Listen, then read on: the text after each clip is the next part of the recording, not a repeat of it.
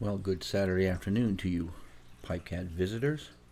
I am Larry, still, and today I wanted to bring you a cigar review. Now, the word review to me can be a little bit pretentious, so I'm going to say a cigar opinion, a cigar individual study. That's all. And the reason why I feel strongly about today's is because it's rare that I actually try something for the first time and decide that it's the best that I've had so far. And the one I'm going to show you today is this one because I tried it. I've had probably about 10 of these now. And with very few exceptions among those 10 or so that I've tried, every one of them has been amazing. And this is the one I'm talking about. This, come on, focus now. Focus, there you go. That is a O War Damnation. And it's a torpedo. This one is a O War Damnation torpedo. I forget the exact size. Probably something close to a Robusto, I would think. Well, anyway, I lit this one already. I had forgotten to record the lighting. But this cigar right here, if you enjoy premium cigars and if you like flavor, above all else, because some guys, just like different aspects of smoking a cigar. Some of them just like room notes and things like that. Well, cigars, room notes don't matter to me at all. The flavor of this thing is pretty amazing, and I'll get into it. It's a dense cigar. It's kind of well, I mean, it's dark. It's got sort of I guess what they call like an oily sort of tar-looking wrapper, and the reason why I'm using the word opinion instead of review is because I didn't get into the science of how this thing was made. I'm not really that kind of, reviewer. I'm just a guy who just wants to share with you something that I found to be enjoyable. So, let me get into the flavor profile of this thing that I'm smoking right now, right here. It's a rich, dense smoke. And right away, the first few drags, even upon lighting it,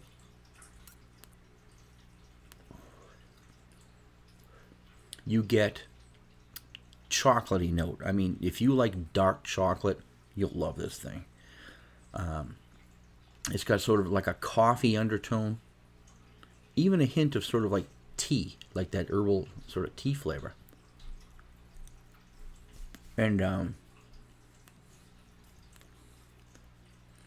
the retrohale through your nose, I hate that word, by the way. I hate the word retrohale.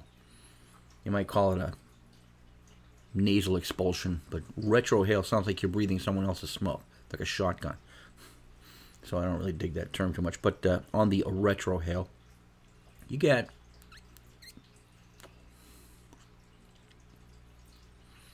that's where you get some spice, almost kind of like it's a little bit sooty in a pleasant way. It's a little bit smoky that way, so to speak.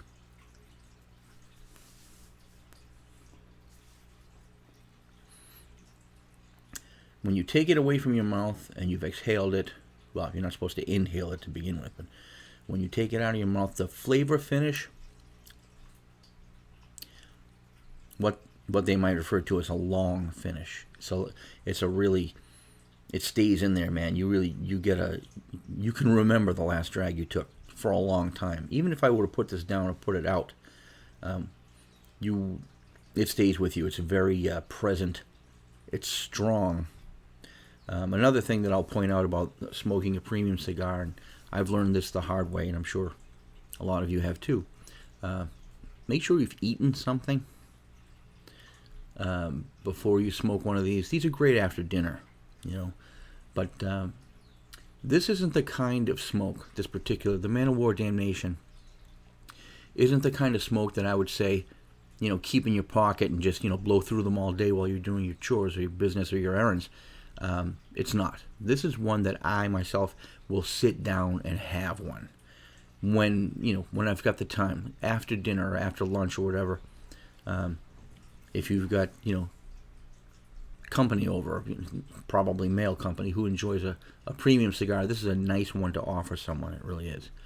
I would call this probably a medium to upper priced premium cigar. It's not cheap. You're never going to get a deal on these where they're $2 a piece. You're not going to get that no matter how many you buy at once. I buy them usually in about 5 packs.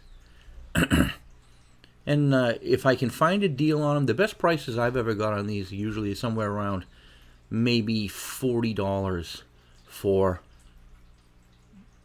There's one site, I won't name it because I'm trying not to advocate sites on my channel really, especially tobacco sites, for whatever the reasons, but there is one site that offers a nice package where you can get a 5-pack of this and a 5-pack of something else.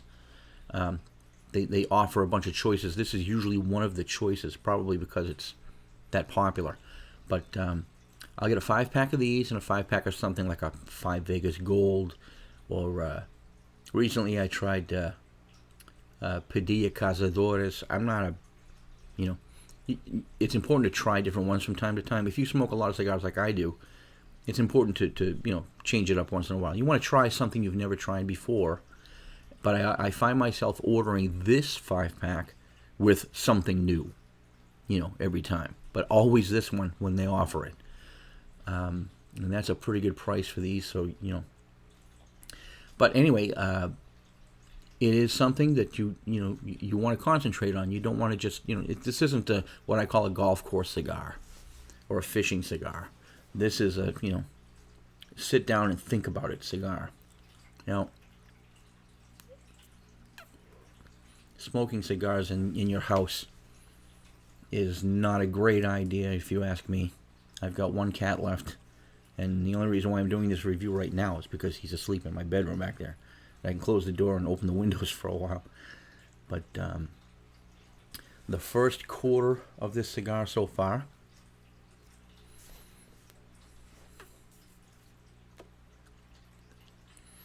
the profile hasn't changed much. The flavor hasn't changed. That's what I like about this. Some cigars you smoke and you kind of go through them, and it's like one of those candies on Willy Wonka when oh gee, now I'm getting peas, and I'm getting carrots, and I'm getting a pork chop, and now I'm getting dessert. Well, this isn't one of those. This is kind of like a good frozen burrito. It's the same from start to finish. I think that's been my experience. It's a very consistent smoke.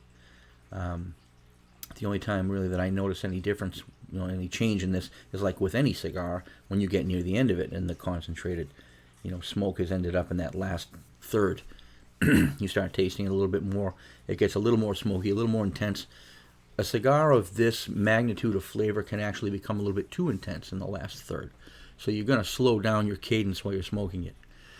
This isn't one that you want to smoke quickly, that's for sure. Which is part of the reason why I say you should have something to eat before you light one of these, because this will turn you green. If you've ever been nicotine sick, I need say nothing else, but if you've never been nicotine sick, don't do it. Don't get nicotine sick. You will think you're going to die. I'm taking this off, which I don't normally do, because it's so loose. This one happens to be very loose. Normally I leave the band on as long as I can for various reasons. But this one wanted to come right off. Look how nicely rolled that is. There isn't one questionable seam. There isn't one big vein. I don't know how well you can see it. I don't know how good the camera picks that up. I'll try to shine it into the light a little bit. But you see the consistency of that wrap? That is perfection. Every one that I've smoked is perfection so far. Comes in a pack that looks kind of like this. This is the 5-pack that I get. Comes looking like that. Nicely packaged. Most premium cigars are nicely packaged. This one's no exception. And the craftsmanship of this thing, you can see it visually. So, these are the upsides of the Man O War Damnation cigar.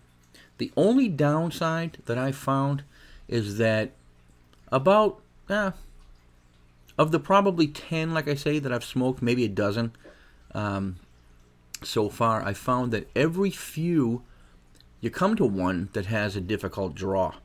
They are rolled tightly. This is a weighty cigar. This is not a light cigar. This is definitely dense. Its volume, it belies its weight. I mean, if you closed your eyes and just weighed it in your hand, you'd think you were holding a larger cigar. It's pretty heavy, but you pay for that sometimes, because if you can see, this is where I nipped it. I used a standard straight cutter for this. Trying to get not enough light in here, I don't think. But I used a standard straight cut, and I took about a 1/4 inch off the end of that. Some people cut these at a slant. I prefer not to. I don't like the you put it in your mouth and you suddenly feel as if it's crooked in your face. It's not. But I cut them straight, and you can see the denseness of the leaf. You probably can't. I don't think you can really. If I give this camera a chance to focus, will it focus on that? It's focusing on my lighter fingers, I think. Can you see that, sort of? No, you can't really make it out. It's funny how it turns red. But you can see the variation of the leaves that they use for the filler inside these things. I don't know what it is exactly.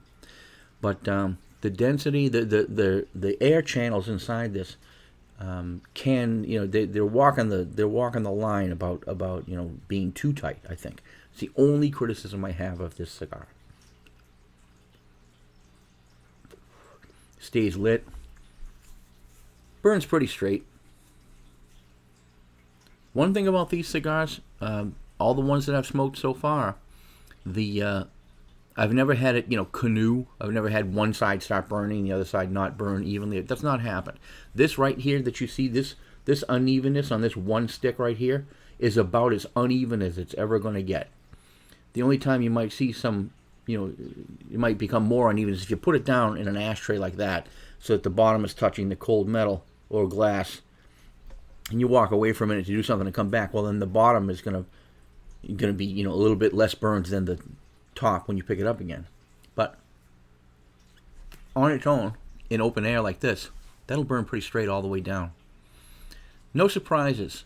So if you like a chocolatey, sort of a little bit spicy cigar with a coffee note in it, like an espresso note,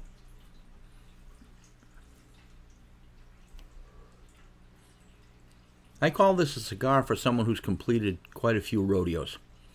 This isn't somebody who's just starting out cigars is going to pick it up and love it. Probably not, because of its intensity. If you've got sort of a jaded palate and you've smoked a lot of cigars with those, what they call gas station cigars and things like that, this is nothing like that. If you're used to buying, cheroots from behind somebody's counter in a dime store, then this will be too intense for you if that's what you're looking for. But guys who, have something of a discriminating palate, and there are very few luxuries in my life. This is among the chief. Smoking premium cigars and pipes, as you know, pipe tobacco I'm picky about. But I don't want to deconstruct it all the way down like a magazine page or some review website where somebody knows the actual type of leaf and the genus and species of every plant that got picked here. I don't care to know that stuff. I'm giving an opinion review for the layperson, for a layman. And if you want to spend a little bit of money and have a nice smoke that lasts a long time, which this does, you can see I've been smoking at it. I've been chooching on this thing. My cadence on this has been a little faster than you should probably smoke for the purpose of demonstration. But you see how much of it has burned down? Very little. That speaks to the density of the cigar. It's very dense. There's a lot to burn in a shorter distance than, say, a less dense cigar. I'll give you an example of a less dense cigar, in fact, for comparison's sake.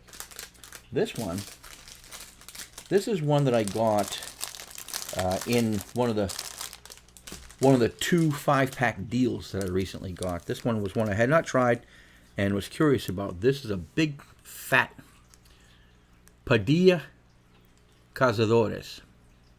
I think this one's a Robusto, if I'm not mistaken. I haven't memorized all the sizes. This one is, thicker and bigger. But you know what? As big as this sucker is, it's lighter than this is.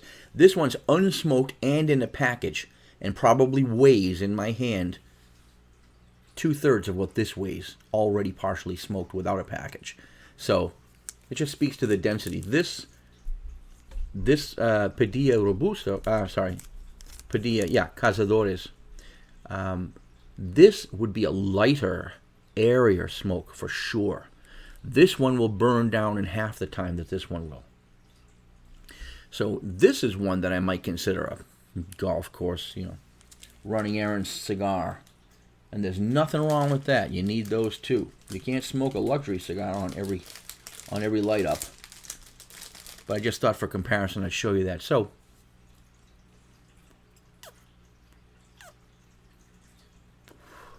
definitely dense to the draw. This one here is about typical of density of draw of the bunch that I've smoked so far. And I don't smoke all of these at once in a day. I'll smoke one of these maybe every other day. That's about the speed at which I go through these. So my time study on these has been, a few weeks since I tried it. And I got to tell you, there's only one other cigar that I like probably as much as this one. And I've only had one of them. I bought it in a brick and mortar store one day out of curiosity, and it was this one. This right here. Let me see if I can show you. That is from... Can you see that? Boy, I tell you, this camera has trouble focusing up close like that. My Father Cigars, Jaime Garcia, Reserva Especial. That smoke right there was probably the nicest cigar I've ever had. And then I went on the websites to try and buy them, and frankly, I couldn't afford them. They were really pretty expensive. I think I paid about $12 for that one. And I thought, well, it was only $12 because it's a brick and mortar store, and I only bought one single, and they're always going to be the most expensive under those circumstances. But when I went online, I found that even discounted bulk pricing of that particular cigar was still pretty high. So, I mean, hey, my birthday's coming up. Maybe I'll buy a 20-pack of those, splurge a little bit. But this one here, a slightly less expensive choice. Less expensive than that one, but not inexpensive, trust me. Those two, this one and that one, are probably vying for my number one spot. And at a close number 2, which I don't have one in front of me right here, a close for the number 2 spot would probably be the Carlos Torano Exodus 1959 50 year. That one is very nice, flavorful. And you can get it box pressed if you like it sort of that rectangular cross section. You can also get it, shaped like that. But that had been my favorite until I discovered this one. And then the other week when I bought that My Father's. So for today, got to draw it on a few times. It's starting to go out because I'm talking. It's not wise to try to puff these back to life like I'm doing right now. You know why? Because only part of that spark may have gone out. And it may be on one side. And that's how you'll start getting canoeing. It'll start burning down one side, because if there's only a flame on this side, and this side is kind of gone out, there's nothing but cold air coming down on that side now, and the other side is heating up while I'm trying to draw it back to life. Your best bet is knock that ash off and hit it with your cigar lighter. A cigar lighter, by the way, I'm knocking the ash off. That's what it looks like after I've knocked the ash off it. A cigar lighter is probably something like this, and these things, a lot of you know what they are, but they really act like a jet.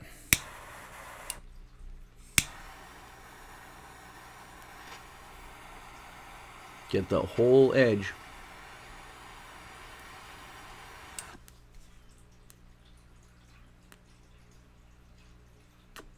You want that nice round light. You don't want any edge not lit. And with cigars, that happens a lot. You can almost light a cigar. You can 3/4 light a cigar. And when you take a draw off it, you're going to think, oh, I seem to remember that being better than that. That sucks. And the reason why is it's not all lit. You got to get that round, got to get that full light if you want to taste everything in that cigar. Any cold air escaping around that spark and entering your mouth will mix with the smoke, will dilute it, and will actually change the character. It's the heat. It's the heat that brings out the flavor in the smoke. If you sneak in unheated air and it mixes with the heated air, it'll change the profile of the smoke that was heated. And you'll get a different flavor. And you won't probably like it as much. Although, you'll still be getting smoke, so you'll still be thinking it's lit. But look at it. Make sure it's lit. So that's really what I wanted to say. I could smoke this all the way down and do one of those time-lapse things that a lot of guys do. But I'm not going to, because I know from experience that when I smoke this down, it'll taste almost exactly the same all the way through. It only gets a little bit warmer, and by warmer I mean slightly more intense as it gets shorter, which is to be expected. And by the time you get down to maybe a 2-inch stub like that, it's going to start getting really intense, and you might not enjoy it as much anymore. So another important aspect of smoking a cigar is knowing when you're done with it. If you're trying to get every dime worth out of it, you're really just subtracting from its value when you smoke it past that little stub. If you're just trying to get those last few drags out of it, which I know a lot of guys do, and I've done myself, really from one point in this cigar, wherever it may be, wherever that cutoff point is, it starts to lose flavor at that point and become gross. And you're not really getting any value for your money by trying to finish that little stub. It's not the amount of smoke you get from a cigar. It's the amount of enjoyment you got from it. And the enjoyment stops at a certain point, and that's when you know you're done. You also know you're done if you've smoked that halfway down and you're feeling jaded on it, or you're starting to get a sore throat, or you're starting to feel nicotine sick. Do not let that happen. For anyone who's never been nicotine sick, I'm going to hit that point one more time. If you suddenly begin, or maybe even not so suddenly, if you suddenly find while you're smoking and really not doing anything but enjoying the birds or whatever it is you're doing, watching a movie, something, if you're not changing your activity but suddenly your mood begins to drop and you begin to say something's not quite right and can't really put your finger on it, you may be at the threshold of nicotine sick. And let me tell you, put that thing down. Go get a big drink of water and eat something right at that point. Because the next thing that happens if you don't do that, if you keep going, thinking, oh, I don't know, maybe it's just a passing thing. You keep chooching on that thing after you felt that initial something's not right feeling. The next thing that'll happen, and I'm speaking from experience several times, in fact, even from pipes. This can happen with a pipe. Anything that delivers strong nicotine. If you're smoking like a Virginia Rich or a Burley Rich pipe tobacco, same thing can happen. You begin to feel that sort of, what's going on? You're not quite sure if you have a stomach ache, but you can feel something going on in your bowel. And then you begin to say, my fingers are getting cold. The blood is leaving my limbs. And I'm beginning to feel a little bit dizzy. This is the next phase. I'm feeling a little bit dizzy, and I don't know why. Everything's starting to look two-dimensional to me. Trust me, nicotine sickness is nothing trivial. It's the grossest you can possibly feel, probably, without passing out. And some people will pass out. The next phase, and this is when the worst of it comes, you begin to sweat. The blood leaves your appendages, and you feel your bowels upset somehow, not like you've got a turbulent stomach ache, but like I feel like I don't know, I have to take a sick dump, something like that. You're beginning to feel like that, and then the sweats come, it's too late. You can put this thing down, but when the sweats hit you, it's going to go the course, whether you continue smoking or not. In other words, you've hit the concentration of nicotine in your blood where it begins to metabolize at the threshold point where it's going to finish going through the whole sickness. So you can put this down, you can put it out, you can throw it out the window. It's not going to matter at this point. You're committed. When you get those cold sweats, you're going to feel like you might be dying. You'll notice that your heart rate doesn't change, but you'll wonder why you're drenched. And you will drench to the point where you're going to take your shirt off and be like, wow, what is going on? And I've had it hit me so hard that I had a cup of coffee in the microwave that just finished heating and was still in the microwave, and I began to feel those cold sweats and say, uh-oh. And I did not have the energy to go and get the coffee out of the microwave. In fact, the last time this happened to me was a while ago. I did not have the energy to turn the lights off, and it was about midnight. I left all the lights on because I couldn't even reach for one to shut it off. And all I could do was fall on my bed fully dressed and pass out. And really, that was the only way to get through it for me, to just sleep it off, because it is horrifying. And when you wake up, you'll probably feel kind of okay. Luckily, nicotine sickness passes and is gone. When all the nicotine is metabolized and it's gone and processed, it's gone. And you begin to return to normal quite quickly, actually. But getting through it, and it might last a couple of hours, and I've had it last a half a day when I overdid it. The last time it happened to me, I was actually smoking a pipe full of a haunted bookshop. And I didn't realize that I was smoking a pipe while I was working. So I was concentrating intensely on my job and typing away furiously with the pipe in my mouth. It was a mini church warden that I keep on my desk in there in the office.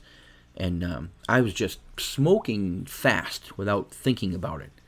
And I went through a whole bowl of haunted bookshop. And as I was typing and talking on the phone and ticking away and reading the screen and thinking my way through problems, I began to have trouble thinking. I'm like, what happened? And then by the time I realized that I was getting sick, the sweats had already hit. I put that pipe down and I shut my computer off. I didn't even have time to tell my boss that I need a break. And I went and I fell on my bed and I took a nap for 2 hours.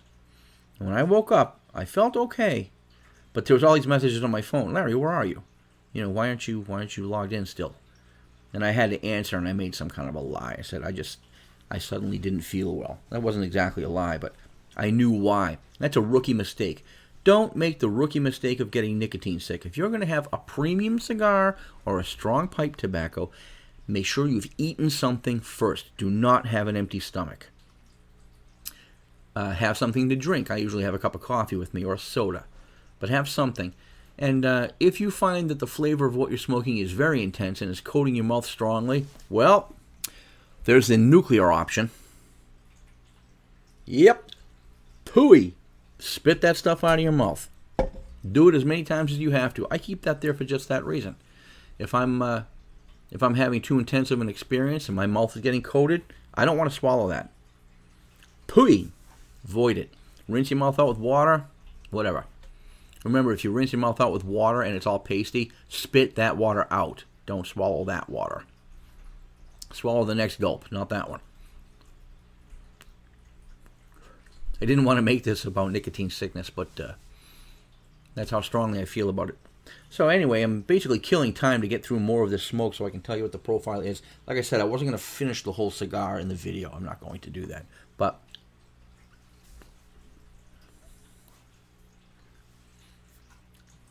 I'm remembering the first light, and I'm thinking about this first third.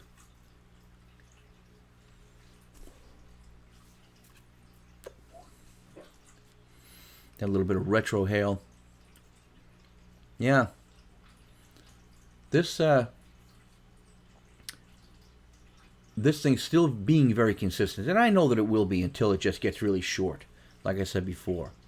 One thing I do notice with this one, and others that are of this intensity, is that after a while you begin to get sort of a little bit of cotton mouth from it. It will dry your tongue out. But believe it or not, that sensation, if you keep it small, if you don't overdo it, that sensation is also kind of pleasant in a way. It reminds you of the presence of the flavor of what you're smoking. It's going to sound really weird. Like I said, I'm not a professional cigar reviewer. I'm just a guy giving you an opinion. That feeling of sort of dry pastiness in your mouth, as long as you're not getting sick from it, it's actually kind of pleasant. I don't know how to really explain it.